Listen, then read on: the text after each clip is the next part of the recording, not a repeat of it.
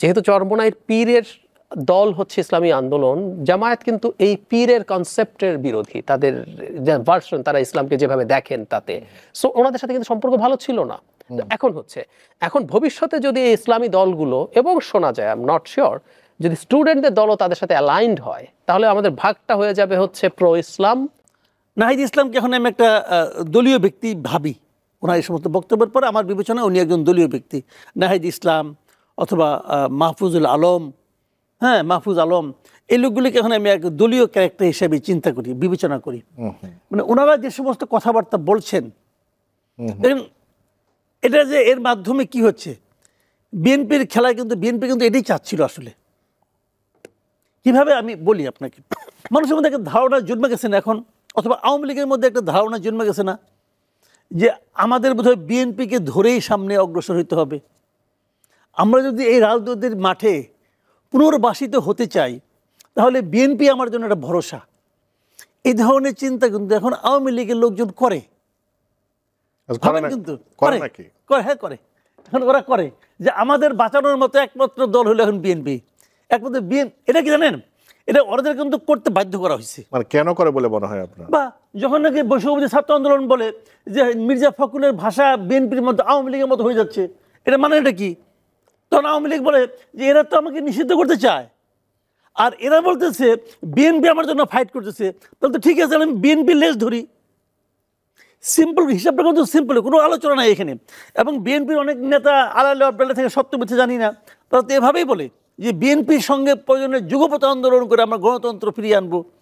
কোন গণতন্ত্র যে গণতন্ত্র তারা দিয়েছিল, যাক সেটা অন্য বিতর্ক, ওটা অন্য মানে কৌতুককর মন্তব্য, ওই আলোচনা যায় না।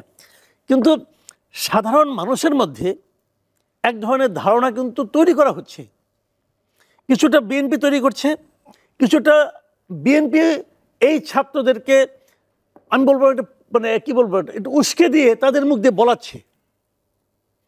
আলটিমেটলি ক্যাশ করতেছে কে? ক্যাশ করতেছে বিএনপি। উদাহরণ দিয়ে বলি, আওয়ামী লীগের ভোট, আওয়ামী লীগ সবচেয়ে খারাপ ভোট যেভাবে কম ভোট পাইছে, এটা 2001 সালে।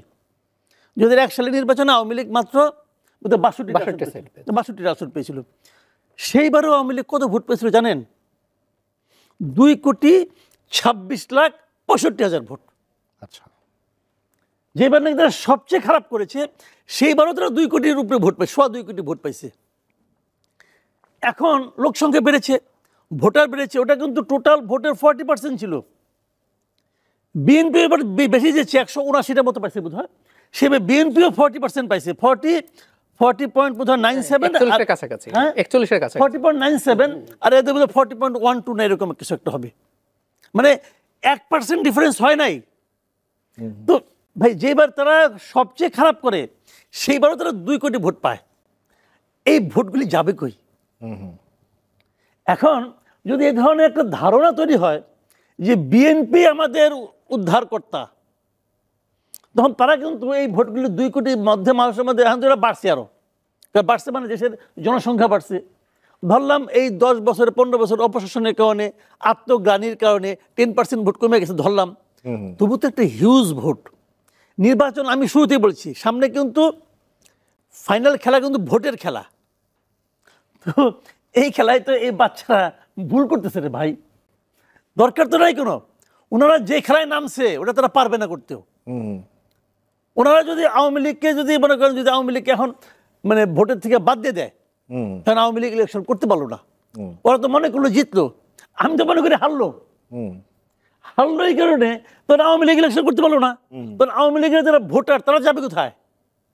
তারা তাদের কাছেই যাবে যারা তাদেরকে নিষিদ্ধ করার ক্ষেত্রে একটা ভূমিকা রাখছিল। সেটা কারা? অবধারিতভাবে বিএনপি।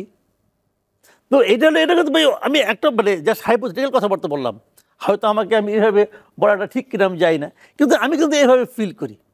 এখন দেখি ডাক্তার জায়েদুর রহমান কি। ধন্যবাদ। এখন মাসুদ ভাইয়ের সাথে একটা জায়গায় একটু ডিফার করি, তাদের ওই 40%-এর ভোট 10% কমেছে না, আমি মনে করি 20% কমেছে। মানে আওয়ামী লীগ স্টিল 20% যদি ভোট তার থাকে, আমি কমিয়ে যদি ধরি, আমাদের এখন 12.5 কোটি ভোটার, তার মানে 2.5 কোটি, মানে সময়ের পর এখনো 2.5 কোটি ভোটার আওয়ামী লীগকে ভোট দেবে, এরকম একটা সম্ভাবনা আমি দেখি। মানে আমি আমাদের চারপাশ দেখে এটা একটা নতুন বাস্তবতা যেটা নিয়ে আমাদের আসলে ভবিষ্যৎ বাংলাদেশে ডিল করতে হবে। আচ্ছা, এখন যারা মাহফুজের মন্তব্যে আসি এবং তারা কাকে ভোট দেবে যদি ইলেকশনে আসতে পারে সেদিকে যায়। যারা মাহফুজের মানে ওনার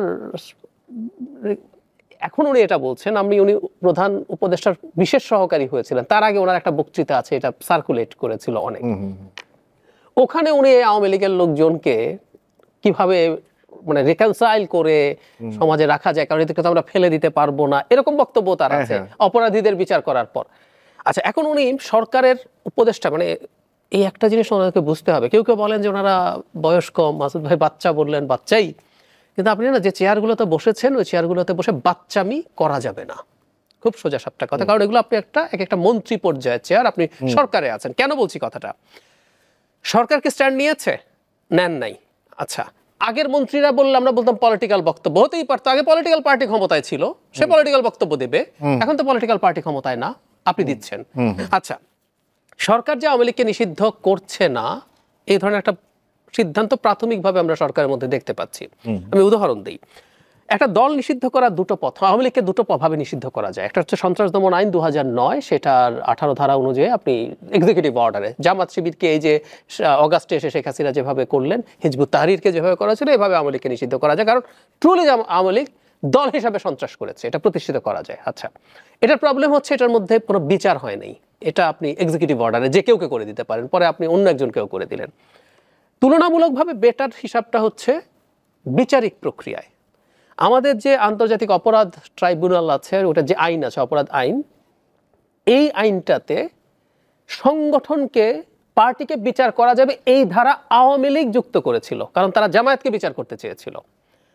আমাদের সরকার প্রথম সংশোধনী এনে এখানে নিষিদ্ধ করার শাস্তি কতদিন হবে সেটা যোগ করেছিল, কিন্তু ফাইনালি এই আইনটা যেভাবে অধ্যাদেশ হলো তাতে কিন্তু দলকে শাস্তি দেওয়ার অপশন বিলুপ্ত করা হয়েছে। সরকার এখন আমাদের যে আইনটার অধীনে এখন শেখ হাসিনা সহ অনেকের বিচার হচ্ছে মানবতা বিরোধী অপরাধ, এখানে সংগঠনকে অ্যাকিউজ করার ধারাটা নেই। সরকার যখন এটা বাতিল করে, আবারও বলছি, এটা সরকারকে আনতে হতো না, এটা আওয়ামী লীগে এনেছিল। সরকার বলতেই পারতো এটা আওয়ামী লীগের আনা জিনিসই আমরা করেছি, কিন্তু সরকারটা বাদ দিয়েছে। তার মানে আমরা বলতে পারি সরকার আওয়ামী লীগকে বিচারিক প্রক্রিয়ায় নিষিদ্ধ করার পথে অন্তত এখন পর্যন্ত নেই, ফুল স্টপ। কিন্তু একজন উপদেষ্টাই কথা বলছেন, উনি সরকারে থেকে, আমরা প্রায় বলি এই কথাটা যে ওনাদের তো উপদেষ্টা পরিষদ আছে, ওনার যদি মনে হয় হ্যাঁ এই আইন আবার সংশোধন করা যাবে না, তা তো না। এখন যেহেতু পার্লামেন্টের বালাই নেই, একটার পর একটা অধ্যাদেশ আপনি দিতেই পারেন, আর একটা অধ্যাদেশ দিয়ে ঢোকাতে পারেন, কিন্তু এগুলো তো উনি ক্যাবিনেটে আলোচনা করবেন। কিন্তু উনি প্রকাশ্যে এই ধরনের কথা বলছেন যেটা সরকার স্ট্যান্সের সাথে বাইরে আছে। এখন আওয়ামী লীগ নিষিদ্ধ হবে কি হবে না, আচ্ছা, আওয়ামী লীগ নিষিদ্ধ না হলেও আওয়ামী লীগের একটা কাজ করতে পারতেন, সেটা করার অবস্থায়ও তারা আছেন বলে মনে করি না। সেটা হচ্ছে ইমরান খানের পিটিআই যেটা করেছিল, তেহরিক ইনসাফ যে দল, তাদের দল নিষিদ্ধ হয়েছে, তাদের মার্কা নিষিদ্ধ হয়েছে, কিন্তু ইমরান খান একজন পপুলার মানুষ ছিলেন এবং উনি তার দেশের মানুষের প্রতি এই বিভৎসতা বর্বরতা চালাননি। তাতে যেটা হয়েছে, তারা স্বতন্ত্র নির্বাচন করে একক, যদি আপনি স্বতন্ত্রকে একটা পার্টি হিসাবে ধরেন, যে কোনো পার্টির চাইতে বেশি ভোট পেয়েছে। শাহবাজ শরীফের দল, বিলওয়াল ভুট্টোর দল সবার চাইতে অনেক বেশি ভোট পেয়েছেন। উনি হয়তো আর কাউকে পাননি বলে স্বতন্ত্ররা সরকার তৈরি করতে পারেনি। তো আওয়ামী লীগের পার্টি, তাত্ত্বিকভাবে বলছি, যদি নিষিদ্ধ হয় তারা তো স্বতন্ত্র নির্বাচন করতে পারেন। তারা রাজনীতি করেন, দেশে আসলে জেলে যাবেন, জেলে থেকে নির্বাচন করবেন। এরশাদ জেলে থেকে 5টা সিটে যেতে নাই, সেই ইতিহাস তো আমরা জানি। কিন্তু এটা করার মতো অবস্থায়ও তারা আছে বলে আমার মনে হয় না। তাহলে এখন প্রশ্নটা হচ্ছে এই ভোট কে পাবে? আমি মাসুদ ভাইয়ের সাথে মোটা দাগে একমত যে যদি আওয়ামী লীগের স্বতন্ত্র প্রার্থীরাও না থাকে তাহলে সেই ভোট বিএনপির দিকে যাওয়ার সম্ভাবনা বেশি। কারণ হচ্ছে আমরা এখন আসলে পলিটিক্যাল মাঠটা ক্লিয়ারলি বুঝতে পারছি না। কেন আমরা এখন পর্যন্ত যা বোঝা যাচ্ছে, শেষ পর্যন্ত কি হবে জানি না, এখন পর্যন্ত দেখা যাচ্ছে ইসলামিস্ট ফোর্সরা একত্র হওয়ার চেষ্টা করছে। আমরা অবিশ্বাস্য একটা ঘটনা দেখলাম, জামায়াতে ইসলামীর সাথে ইসলামী আন্দোলন বাংলাদেশের বৈঠক হলো, তারা অ্যালায়েন্সের কথা বলছেন। এই দুটো দল তাদের একটা নীতিগত জায়গায় ভীষণ বিরুদ্ধ।